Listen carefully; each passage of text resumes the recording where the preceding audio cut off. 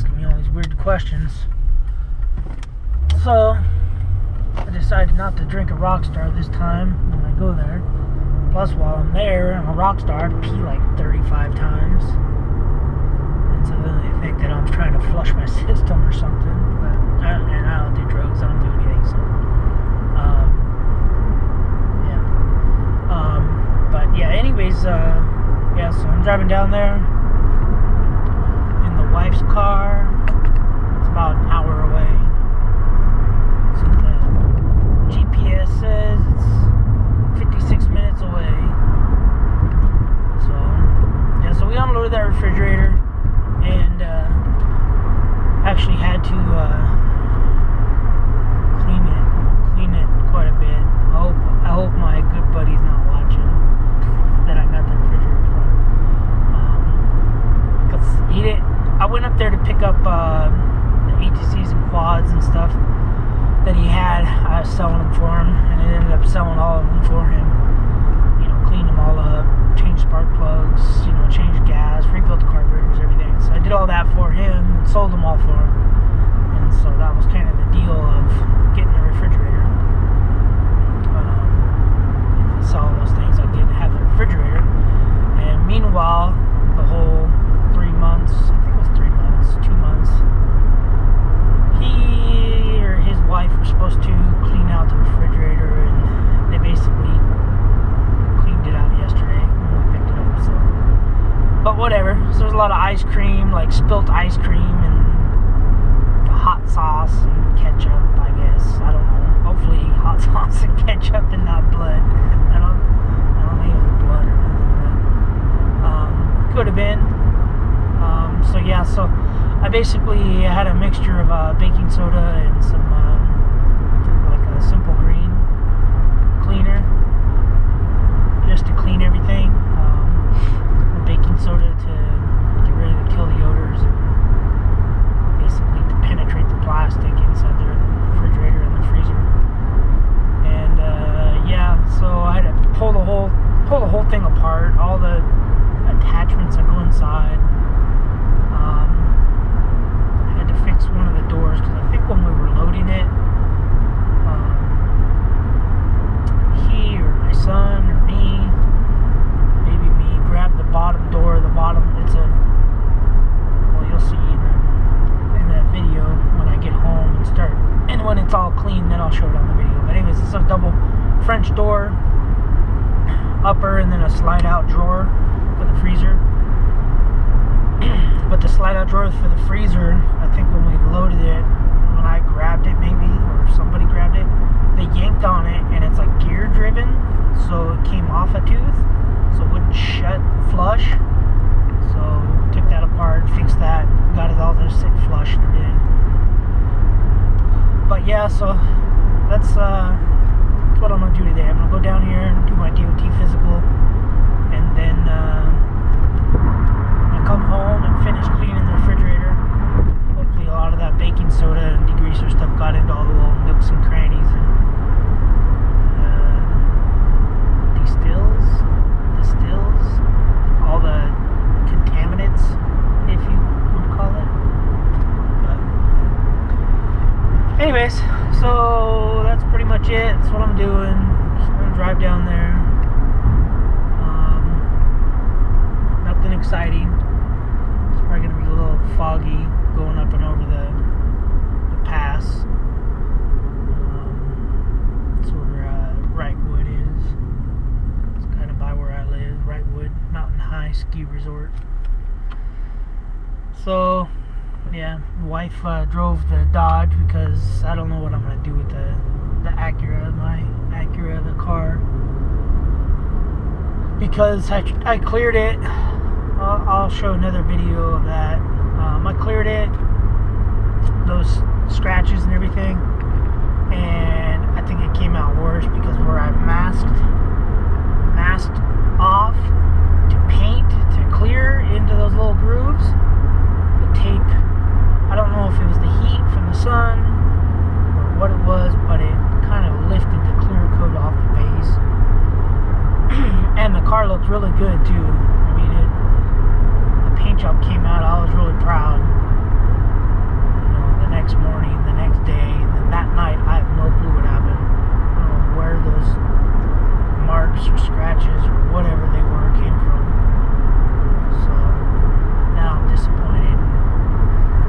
maybe I'll just find somebody parting out a silver Acura and just buy a new hood, or buy an already painted hood, or I'll just take it somewhere and have them paint it, or I'll just leave it, and like my Dodge, the bed of the Dodge, I'll just won't look at it when I walk by. So anyways, that's pretty much it. I'm gonna have to do a lot of editing on this video because it's kind of a lot of hodgepodge conversations, but yeah, and I'm officially locked out of the railroad website, so I don't know. I submitted the letter to the basically the 4 big bosses. So the guy that pulled all this junk that basically followed through with the termination of me and the other guy, I basically went above his head 3 times. So I went to his supervisor, and then his supervisor's director, and then the director's, well, it's all of our big boss is the president of the railroad. So I sent them letters basically saying, you know, I've never been in trouble. I don't think the punishment should have been placed the way it was, and that hopefully they would look into it. Just due to the fact that it's still mind-boggling that, you know, that I got fired for something that I should have just got a punishment, or, you know, a slap on the hand or whatever. And yeah, I also found out when I was up there at the railroad yard yesterday at their safety meeting, I found out there was 2 other guys, or 2 other incidents recently, where the guys didn't have time on the track but were working on the track, and then one of them was the guys who were working on the track didn't have time on the track. So same scenario that we had. And then the other one was out of his limits. So like he got a certain section of the track, but he was actually working in a different area. And that happens a lot in the railroad because we get a lot of people that travel around and, you know, come into different territories, and they assume they're at where they're at. You know, you got main 1 track, main 2 track, main 3 track, and siding tracks. It's really confusing, and anybody can get out of their limits. I mean, it's really easy. But yeah, so those guys were out of their limits. Basically, they had time, but they had time in the wrong spot. So, you know, I gotta call the union today and let him know that I found out about that. And those guys are still working, and it's like, what's going on? You know, I seem to think that somebody had it out for the guy that I was working with. Just the more I think about it, the more I talk to different people, the more I talk to anybody, it just seems like the railroad was trying to do something to get rid of him. Maybe because he's closer to age of retiring, and they figured that was a way out, so they didn't have to pay retirement. I don't know. Just thoughts and ideas. So, but it sucks because I'm in the middle of it now. So, anyways, hopefully they'll go back and look at his safety history, and then just basically deem him unsafe, and then they'll go back and look at my safety history, and then just see that I have no incidents or anything, and then yeah, and then they'll just bring me back and then tell him, hey, you know, you can't come back because you got more safety incidents. So, and especially since he's got 20 plus years in, he should know better than I should know, you would think. But anyways, so that's a whole nother story in itself, and more stories. So this is this right in here is called Death or Blood Highway. There's more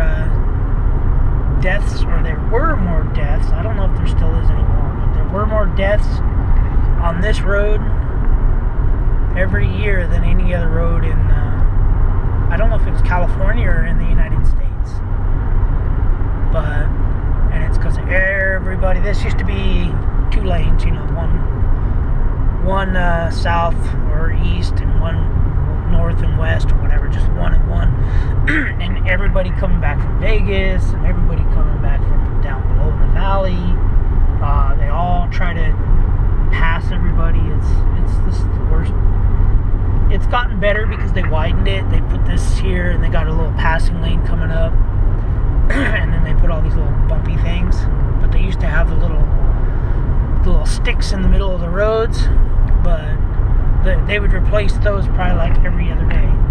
Because people would just blast through them trying to pass people. Because there's a lot of semi-trucks that drive through here. That I don't think they should be.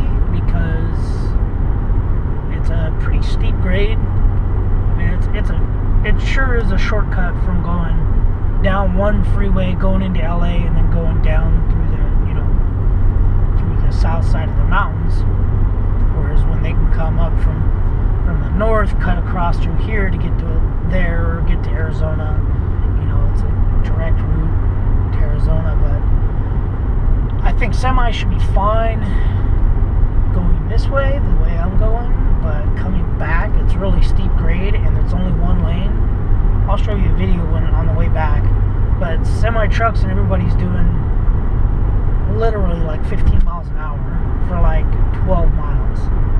And that's why everybody is in such a rush, because they're all coming up from Vegas, they're all coming up from LA, or from the Inland Empire, I guess you could say. They're all coming from Arizona.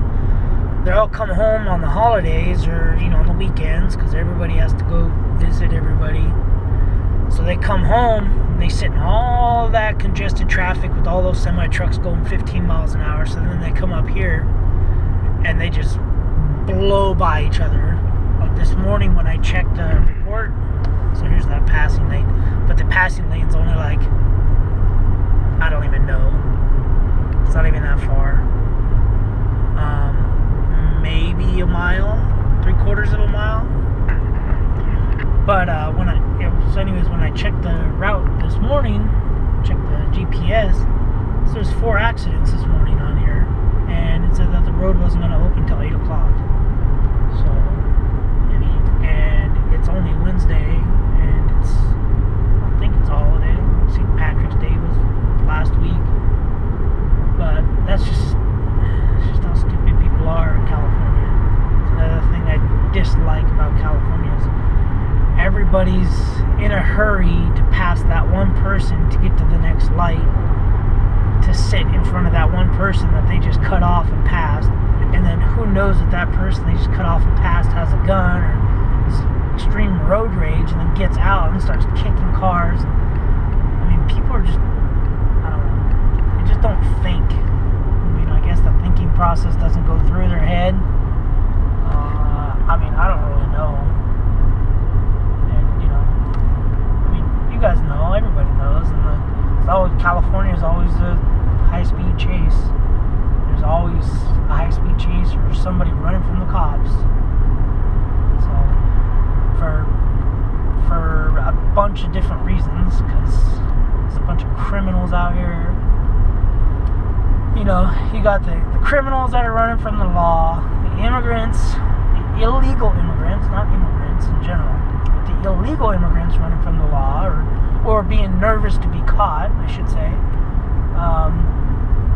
And then you have people that can't afford insurance on their car, they can't afford to pay registration on their car, they can't smog their car because California, you know, their vehicles, because California's too strict. So, like, I want to say probably like 60% of the people are illegal, you know, whether their car's not smogged, they don't have insurance, they're not registered, or, you know, or they're have some felony, or not a felony, I guess a warrant against their arrest, or just something, you know, or it's not their car, or it's a stolen car, who knows. I mean, I want to say 60% of people in California have that, just because it's so expensive to insure your car, and it's so expensive to register your car. And if you don't insure your car, they give you a fine.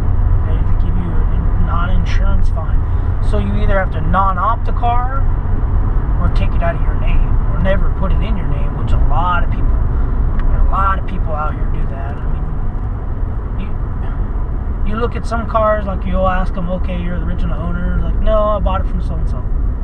And all of a sudden you go there and look at the car and you look at the title, the pink slip, and it's not even in their name. And you're like, hey, is your name Tim?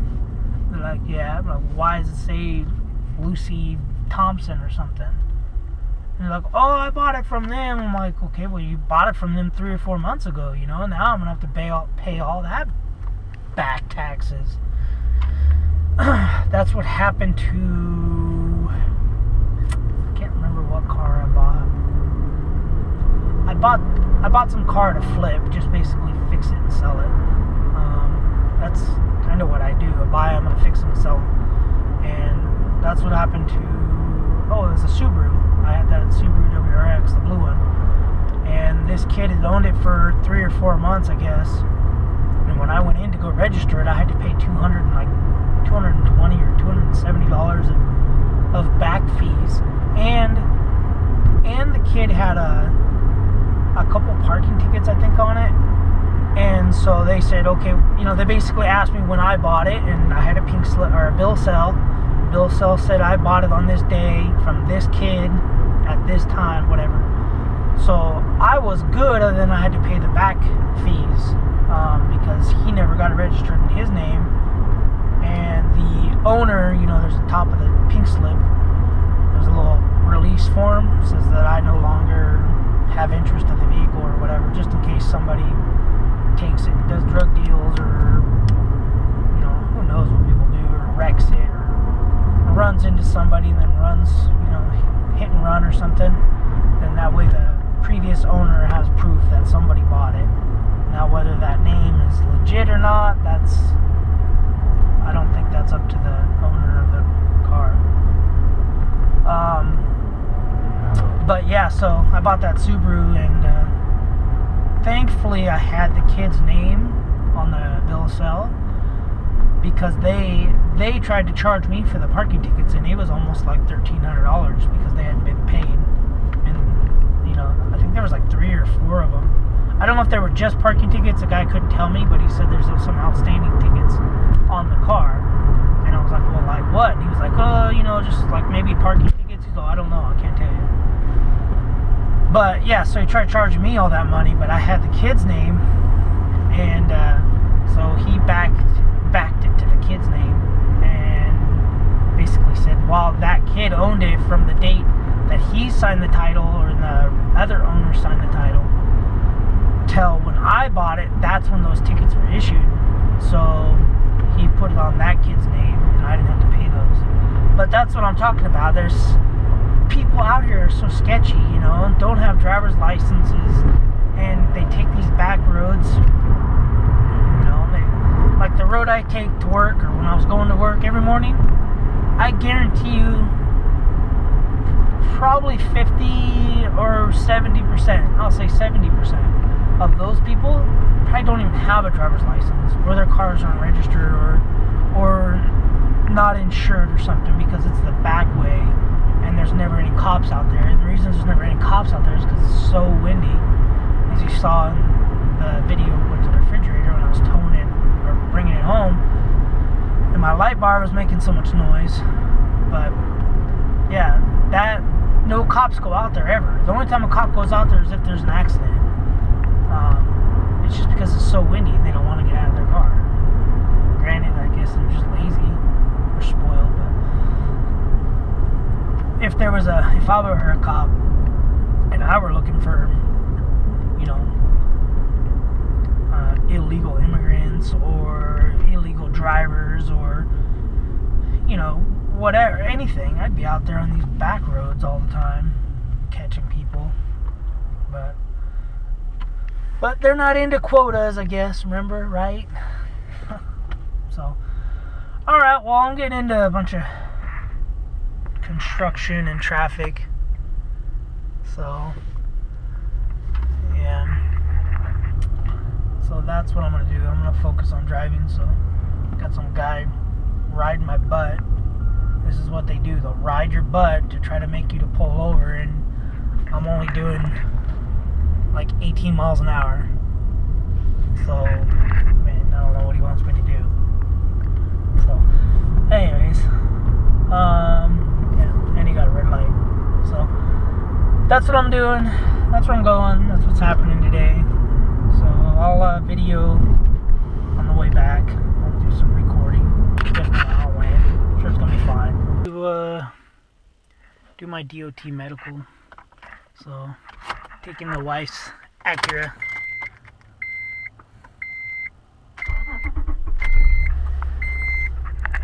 So, her car's automatic, which is good for where I'm going because there's a lot of traffic probably.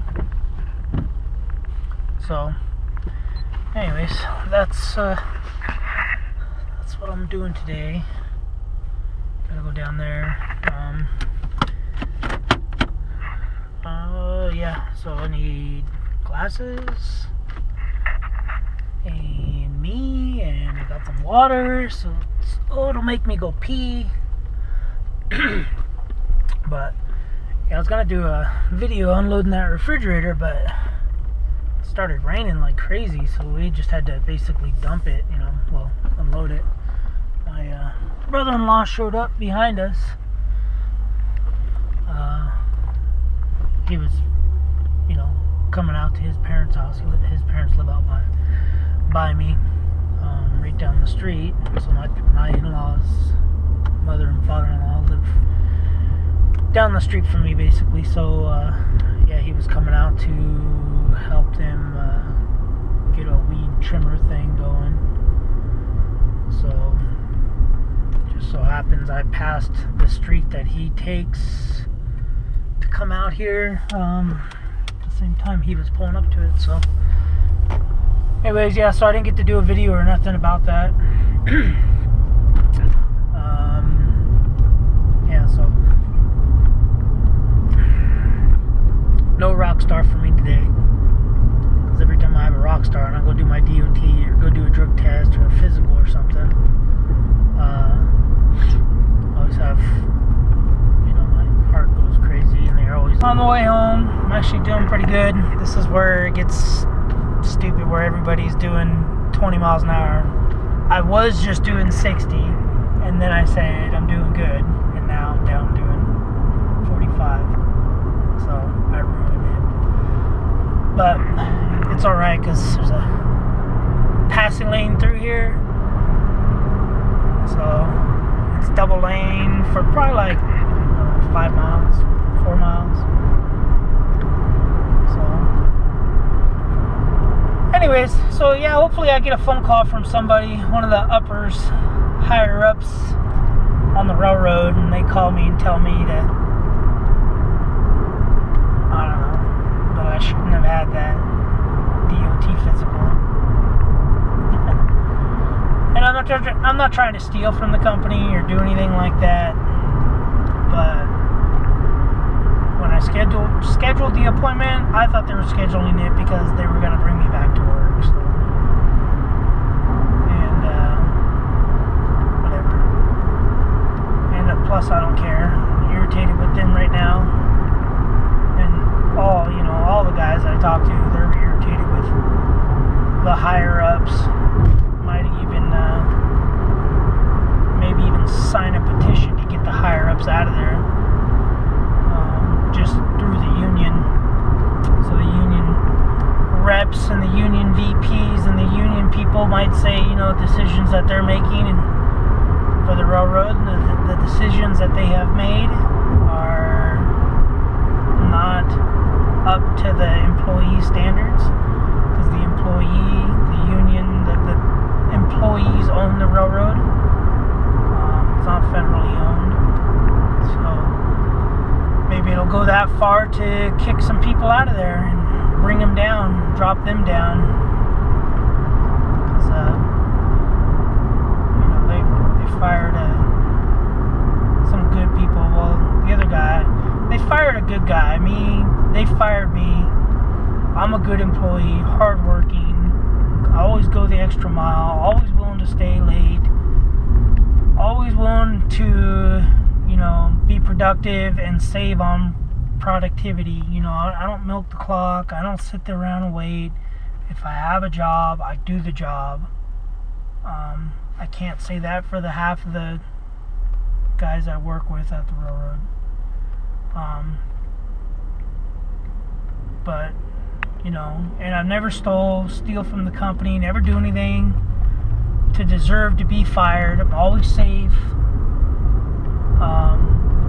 And this one time, it's just, I got this fellow employee who's 20 years in, 18 years more than me, and he knows better at the railroad than me, and I just let him do what he did, and I guess I shouldn't have done that. I don't know how I would have told him not to do it, because he probably would have argued with me about, I don't care, I'm doing it anyways. So yeah, I don't know another way around it, another way I could have done it, because he would have just argued with me like he did anyways. He told me shut up, and shut up, they don't care, I've been in trouble thousands of times and nothing's ever happened to me. And so I went along with it, and now I bit the bullet, basically. I was the bystander in the drive-by. So anyway, so that's it. I'm gonna get off here. This is a construction zone area, and I don't want to get popped with a ticket or something, or have some idiot trying to pass oncoming, so I gotta focus on the road. So that's gonna be the end of this video for today. I gotta go home and upload a video. Today's Wednesday, so still gotta upload a video for Wednesday. And I'm usually 2 days behind, 2 to 3 days behind on videos. But yeah, so alright, that's it. So like, comment, subscribe. Let me know what you guys want to see, what you guys want to hear. Want to hear more of the stories. Got millions of stories I can tell. But anyways, so I'll probably just go home, and I gotta call a couple companies to get me back working and start getting some money coming in, because YouTube ain't doing it for me. So alright, thank you for watching. Alright guys, so just got done, and I'm driving up this pass. This is where all the big El Cajon fire was. It's all burned, mountains all burned up, everything, all these rocks. So that was last year that all this got burnt down, and then just recently, when we had all these rains and everything, they had all the flooding and everything got flooded out, all these culverts and everything. So you see all this flooding, all that up there. Those used to be little water tanks and stuff on. Used to be like sheds or storage units, and they're all completely gone from the flooding. So, but this is what I'm talking about on the way up. This is actually pretty good, and it's only, what time is it? 11:45, so it's not even rush hour or nothing. So yeah, that's got a lot of flooding, man. All this stuff is gone, so everybody gets mad because your average speed is probably like 30-40 miles an hour up this hill. We haven't even hit the hill yet, but that's all burnt and gone, and that's why they had all the flash flooding, or the flooding. It wasn't flash flooding, it was basically mudslides, because everything, all the erosion, because everything was burnt, all the bushes, all the vegetation was all burnt and gone, so there's nothing to hold the ground. So just everything just went away. So you can see how close this house got to the fire. But yeah, so went and did my DOT physical. Everything went good. Basically, I probably wasn't supposed to go there because they said they couldn't find any information on me, but they had it on file that the railroad called them to call me to schedule the appointment, so they went ahead and did it anyways. So I'll probably get a phone call saying that my DOT physical probably shouldn't have got done.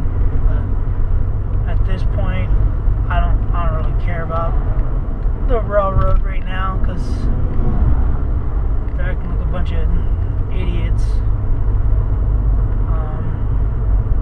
Yeah, I'm just so irritated, man, with this whole thing. This is not anything that usually happens to me, so never this kind of stuff.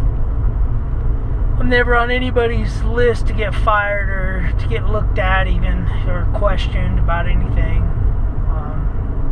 So I don't know. Like that's what's making me think that they were after the other guy that I was with. But and then just got a call from a friend in Colorado. He quit his job. He was in management at a window company, not the window company I used to work for, but he used to work with me at that other company, but now he started and went into management at another company, window manufacturer company, and he quit because he knows they can't get anybody to do his job, and they were just pushing him and pushing him. So anyways, so see, this is a respectful, nice semi-truck driver that gets off the road or moves over for people, because that's why everybody gets so aggravated. That's why this is Blood Highway. Everybody gets so irritated because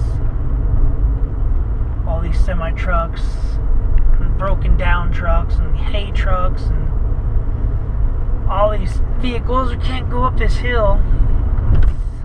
It's just it's not a gradual incline, it's like a pretty good grade. And yeah, but anyway, so this is all the fire, man. It's a pretty big fire. Some really nice vegetation and land that got all burned. All these Joshua trees are all burnt, but the Joshua trees they'll grow back. I've seen where there's been fires just back where I was at. When I was a kid, there was big fires that went through and took out everything. There's always fires in this area, but when I was a kid, like 6, 7 years old, that was all on fire. And Joshua trees are all there. Some buses and some old trucks. Looks like they couldn't save. So yeah, hopefully I get a phone call from somebody saying, hey, you weren't supposed to go do your physical, you're fired. And then I'll just tell them, hey, have your boss call me. And then the next person calls. If that's not the big boss, then I'm basically not going to talk to anybody. I'm only going to talk to the big boss, because what they did to me